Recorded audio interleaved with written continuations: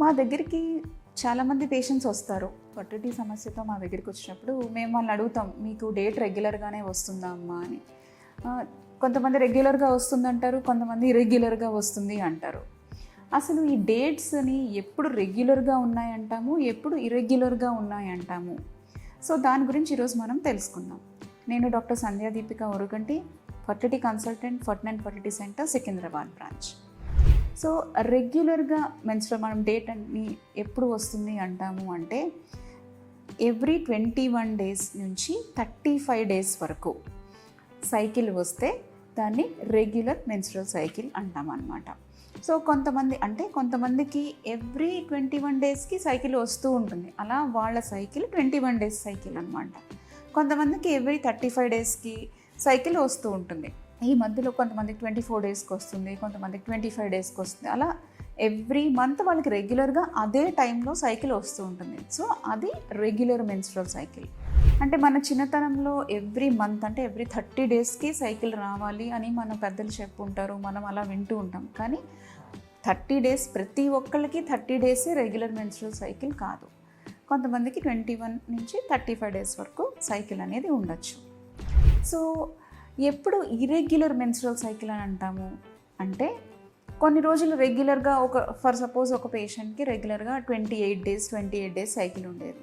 అది ఇర్రెగ్యులర్గా అంటే తర్వాత అది 35 డేస్కి ఒకసారి, తర్వాత 40 డేస్కి ఒకసారి, అలా 50 డేస్కి ఒకసారి అలా డిలేడ్గా వస్తుంది. అంటే అది ఇర్రెగ్యులర్ మెన్స్ట్రువల్ సైకిల్ అనమాట. అండ్ చాలా రోజులు కొంతమందికి 2-3 మంత్స్ దాకా సైకిల్ అనేది రాదు, అది కూడా ఇర్రెగ్యులర్ మెన్స్ట్రువల్ సైకిల్. కొంతమందికి 21 డేస్ కంటే ముందే అంటే ఎవ్రీ 16th డేకి 17th డేకి సైకిల్ అనేది వచ్చేస్తూ ఉంటుంది, అది కూడా ఇర్రెగ్యులర్ మెన్స్ట్రువల్ సైకిల్ అవుతుంది. సో మనం ఇలాంటి ప్రాబ్లం ఉన్నప్పుడు ఎప్పుడు డాక్టర్ని కన్సల్ట్ చేయాలి అంటే ఫస్ట్ థింగ్ 21 డేస్ కంటే ముందే సైకిల్ వచ్చినప్పుడు, అంటే ఎవ్రీ 15 డేస్కి సైకిల్ వచ్చినప్పుడు అది మనం ఏదైనా ప్రాబ్లం ఉండొచ్చు అని డాక్టర్ని కన్సల్ట్ చేయాల్సి వస్తుంది. సెకండ్ థింగ్, నార్మల్గా జరిగే మెన్స్ట్రువల్ సైకిల్ మధ్యలో బ్లీడింగ్ కానీ స్పాటింగ్ కానీ జరిగినప్పుడు కూడా మనం డాక్టర్ని కన్సల్ట్ చేయాల్సి వస్తుంది.